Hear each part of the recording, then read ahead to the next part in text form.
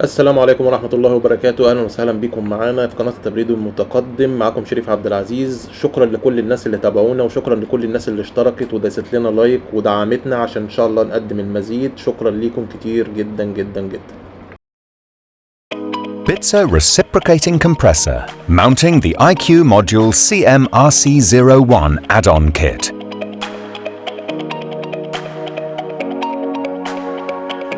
In this film, we'll show you how to mount the IQ Module CM-RC01 add-on kit. Our kit contains all the components necessary for professional mounting. Begin by depressurizing the compressor and extracting the rest of the refrigerant. Next, the screws on the cover of the compressor terminal box are loosened, the cover taken off, and the protective conductor on the cover unscrewed. Remove the motor protection device and fasten the motor PTC cables of the compressor module to the terminal plate. The compressor module can then be positioned on the terminal box and the protective conductor screwed on. In the next step, the cable holders are mounted onto the cylinder heads. Plastic clips are clicked into the fixtures. This is followed by the sensors. The heating element is coated in a heat transfer paste and inserted into the heater sleeve. The oil heater is then wired from the sensor to the module and connected to the terminal strip. Now it's time to mount the discharge gas temperature sensor. Begin by removing the sealing plug on the cylinder head. The discharge gas temperature sensor will now be screwed in and the connector tightened by hand.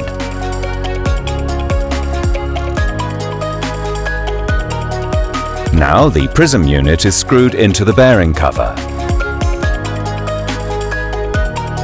The optoelectronic unit needs to be carefully inserted into the prism unit till the stop. The union nut is tightened at the end.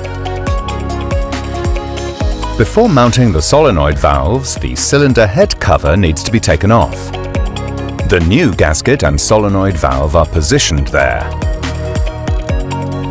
and secured with 2 screws. The solenoid coil is pressed onto the armature until it locks. Then attach the electric connector of the device with a gasket and screw it on. The cables are then laid on both sides to the compressor module. The cables are cut to length if required, and then guided through the screwed cable gland into the module housing. They can then be connected to the terminal strip. In the next step, the high-pressure transmitter is mounted. First, the HP sealing plug needs to be removed. The screwed nipple and adapter are then screwed in with the Schrader valve. The high-pressure transmitter can then be fastened. Please do not insert a blanking plate in between, as the Schrader valve will otherwise not open. At the end, the connector is clicked in and the cable guided to the IQ module before connecting to the terminal strip. In order to mount the low-pressure transmitter, the LP sealing plug needs to be removed and the screwed nipple fastened. The low-pressure transmitter is screwed onto it. The connector is then clicked in and the cable guided to the compressor module, where it is connected to the terminal strip. In order to mount the refrigerant injection, the Schrader valve first needs to be unscrewed. The injection nozzle is then screwed in.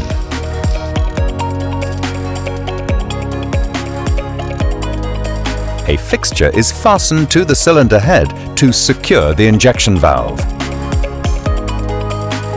The pre-mounted injection valve is then screwed onto the injection nozzle and the pipe clip fastened to the holder with an open-end spanner. The injection valve is then tightened. The solenoid valve is now pressed until it locks. The electric connector of the device is attached with the gasket and screwed on. The cable is then laid into the module housing and then connected to the terminal strip.